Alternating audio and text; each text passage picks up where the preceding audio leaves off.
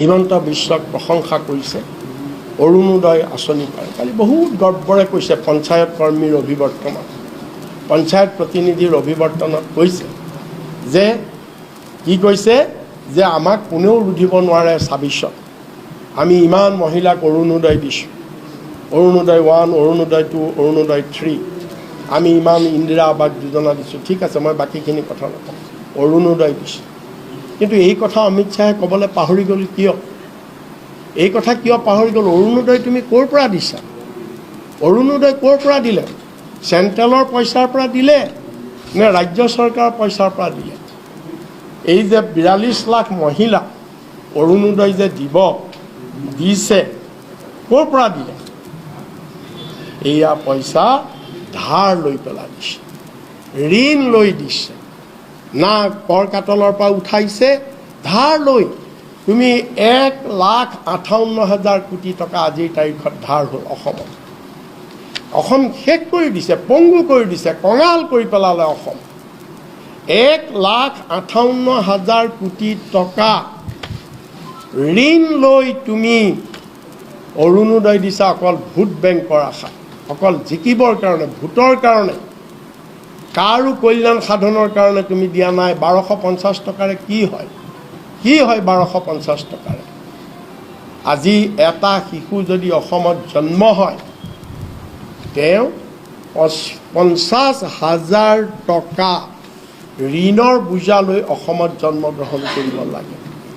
এই কাঙাল হ'লে তুমি অসমখন লৈ গ'লা অৰুণোদয়ৰ নামত। অৰুণোদয়ৰ নামত অসমৰ কামিহাৰ ভাঙি দিলে, অসমৰ অৰ্থনীতি ফিনিছ।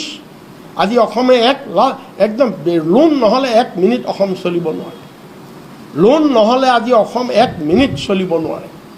এনেকুৱা অৱস্থালৈ অসমখন লৈ গ'ল। আৰু লৈ যোৱাৰ পিছত অমিত শ্বাহ ডাঙৰীয়াক আমি প্ৰশ্ন কৰিব খুজিছোঁ যে আপুনি কিহৰ কাৰণে অৰুণোদয়ৰ কথা ক'লে? অসমীয়া মানুহক শেষ কৰা, অসমৰ অৰ্থনীতি শেষ কৰি দিছে ধাৰৰ বোজাৰে। আপুনি সেই কথা কালি পাহৰি গ'ল, সেই কথা আপুনি নক'লে। আৰু অনুপ্ৰৱেশকাৰীক আমি থাকিবলৈ নিদিওঁ, আমি অনুপ্ৰৱেশকাৰী কোনো কাৰণত অসমত আমি সোমাবলৈ নিদিওঁ। মই তাত প্ৰশ্ন কৰিব খুজিছোঁ, অনুপ্ৰৱেশকাৰীক সোমাবলৈ কোনে দিছে? আপোনালোকে দিছে নে আমি কংগ্ৰেছে দিছোঁ? আপুনি কালি আমাক কৈছে যে কংগ্ৰেছ অনুপ্ৰৱেশকাৰীৰ প্ৰিয়, আমাৰ প্ৰিয় বোলে। আমি প্ৰশ্ন কৰিব খুজিছোঁ আপোনাক, অনুপ্ৰৱেশকাৰীক অসমলৈ আপুনি আনিছে নে আমি কংগ্ৰেছে আনিছোঁ? আমি কংগ্ৰেছে অনুপ্ৰৱেশকাৰীক বন্ধ কৰিবৰ কাৰণে অসম চুক্তি কৰিছোঁ। অসম চুক্তি ৰাজীৱ গান্ধীয়ে কৰি থৈ গৈছে। য'ত ধৰা হৈছে ছাত্ৰ সন্থা সকলো অসমৰ ৰাইজে মানি লৈছে। 1971 চনৰ 25 মাৰ্চৰ পিছত এটাও বিদেশী অসমত আহিব নোৱাৰিব, থাকিব নোৱাৰিব। এই আইন কোনে ভংগ কৰিলে? আপুনি যে কালি খুব ঘুচপেটীয়াৰ কথা ক'লে, এই আইন কোনে ভংগ কৰিলে? আপুনিহে কৰিলে। কা আইন কোনে আনিলে? আপুনিহে আনিলে। কা আইন কোনখিনি অনুপ্ৰৱেশকাৰীক আপুনি স্বীকৃতি দিলে? কোনখিনি অনুপ্ৰৱেশকাৰীক আপুনি ভাৰতীয় নাগৰিক কৰিলে? 2014 চনৰ 31 ডিচেম্বৰলৈকে অসমত অবৈধভাৱে সোমোৱা সকলো অনুপ্ৰৱেশকাৰী ঘুচপেটীয়া, আপোনাৰ ভাষাত কৈছোঁ ঘুচপেটীয়া হিন্দীত, এই ঘুচপেটীয়াক আপোনালোকে ৰেগুলাৰাইজ কৰিলে, নাগৰিকত্ব দিলে, অসমীয়া মানুহৰ ভাষা, সাহিত্য, সংস্কৃতি, স্বাভিমান সকলো শেষ কৰিলে, আপোনালোকে কৰিলে। আমি কালি যে আপুনি কৈছে, আপুনি গৃহমন্ত্ৰী, আপোনাৰ হাতত তথ্য নথকাটো অতি লজ্জাজনক কথা, লজ্জাজনক কথা যে কালি আপুনি কৈছে, মুখ্যমন্ত্ৰীক প্ৰশংসা কৰিছে কালি আপুনি কি বুলি, যে ইয়াৰ পৰা ঘুচপেটীয়া, আপোনাৰ শব্দ কৈছোঁ ঘুচপেটীয়া অনুপ্ৰৱেশকাৰীক উচ্ছেদ কৰা হৈছে।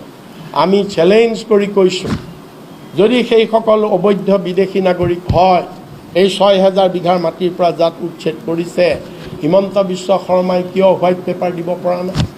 আমি কংগ্ৰেছেতো আজিৰ পৰা 1 মাহৰ আগত হোৱাইট পেপাৰ ডিমাণ্ড কৰিছোঁ।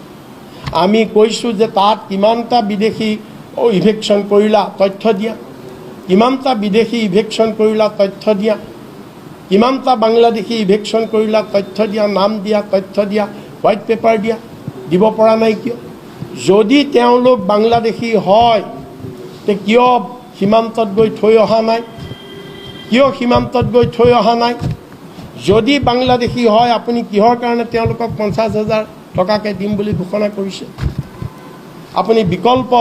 আপুনি তেওঁলোকক বিকল্প সংস্থাপন দিম বুলি কৈছে, পুনৰ সংস্থাপন দিম বুলি কৈছে। আপুনি 50,000 টকাকৈ দিম যদি বাংলাদেশী হয়। আমি চেলেঞ্জ কৰিছোঁ অমিত শ্বাহ ডাঙৰীয়াক, প্ৰমাণ কৰক।